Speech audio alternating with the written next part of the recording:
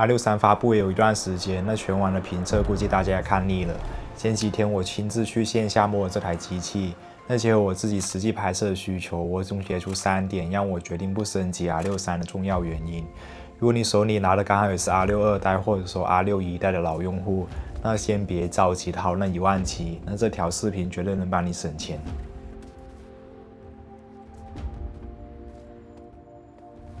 佳能是目前豫3家中端机里面唯一还使用前罩式传感器的品牌。隔壁的索尼 A7M5 以及更早发布的 Z63 已经换装成半对战式传感器，也就是意味着它们的电子快门可用性要领先于 R63一大截。虽然 R63的传感器这次改进了电路，在提高像素的基础上提升了读取速度，但是在连拍上依旧是处于劣势。这个电子快门会从14比特降到12比特。有没有一种可能，我都需要40张每秒这么高速的连拍了，那必然是拍摄高速移动的物体，但是我要去承受画面的果冻，这样我会觉得这个40张每秒的连拍可用性不高。那就算我要用，大概率还是会切到12张每秒的机械快门进行拍摄。那这样又回到了原点，跟上一代的 R62有什么区别呢？在未来，索尼跟尼康2家会铺开更多的半对战式背照式的传感器的相机。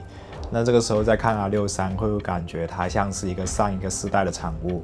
在对焦方面，这台相机依旧是使用 Digit S 处理器，没有给 R52上面搭载的加速器。这也表明 R63缺少了佳能新一代无反相机的一些新特性，或许是以对焦系统做产品的划分，又或许是这块底的读出速度不够快，佳能觉得没有必要加上这个加速芯片。暂时还不清楚这块 Digit S 处理器是不是跟 R62上面的那一块是相同的，毕竟从拆机视频里面看 R62跟 R61代那块是不一样的。虽然大家都叫 Digit S， 但明显有工艺的制成的提升。这也是 R62相比于 R61代的续航有大幅提升的主要原因。但回看 R63， 在佳能官网公布的数据来看 ，R63的续航是开倒车的，即便是用上新一代的 IP16P 电池，也是没有办法跟上一代持平。结合到800万像素的一个提升，可能是带来更高的功耗。我大胆推测，这块处理器没有提升工艺制成，而是微改的内核。结合到隔壁的 A7M5 换上新一代更高能效的影像处理器，那 R63在功耗这一块被拉开了一个省位。在像素方面，相比于上一代提升了800万像素，但是这个提升收益有限。拍照比重比较大的用户，如果是奔着像素的提升去升级，那倒不如换4500万像素的 R51代，或者说加钱上 R52代。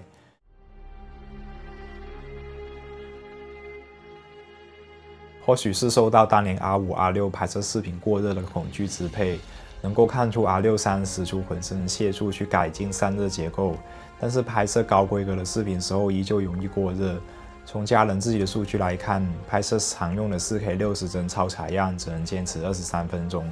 这还是23度冷启动的情况下。那很多人不知道什么是冷启动，那我这个佳能用户深有体会，就是这台相机拍摄之前一直是处于关机状态。拍摄的时候再进行开机拍摄所测出来的结果，也就是说，如果你在拍摄视频之前开机拍摄了一会照片，那相机内部已经积攒了一定的热量，是根本没有办法达到它这个23分钟的拍摄时长，更不要说在夏天户外30度以上拍摄还能坚持多久了。当然，佳能还是很贴心的给到非采样的 4K 60帧无发热的限制，但是这个解析力又远远不如 R62。那我知道很多人说你这个要求也太高了吧，这之类的话。那但是看到索尼的 A7M5 可以几乎不受过热限制拍摄 7K 超采样的 4K 60帧的时候，那我估计这帮人可以闭嘴了。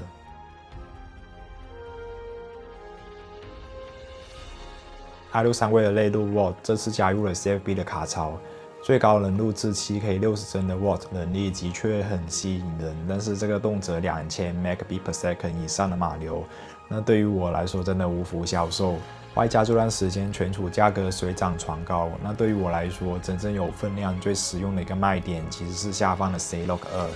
这也是佳能新一代无反的一个标志。老款的 C-Log 3确实比较拉垮，但是也不是完全不能用。转念一想，现在 R62也就11000出头，同样有着我最常用的 4K 60帧超采样，那这个性价比瞬间就凹显出来了。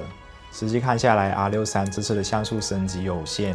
连拍更可靠的机械快门依旧是12张每秒。那在视频方面，也就 C-Log 2以及 4K 120帧能够吸引到我。但是这份诱惑值不值得你花17000去升级？相信各位有自己的判断。那我还是等下一代的 R6 4代吧。如果到时候我还没有换门的话，那这就是本期视频的全部内容。如果你觉得做得还不错的话，可以给我点个赞。那我们下期再见，拜拜。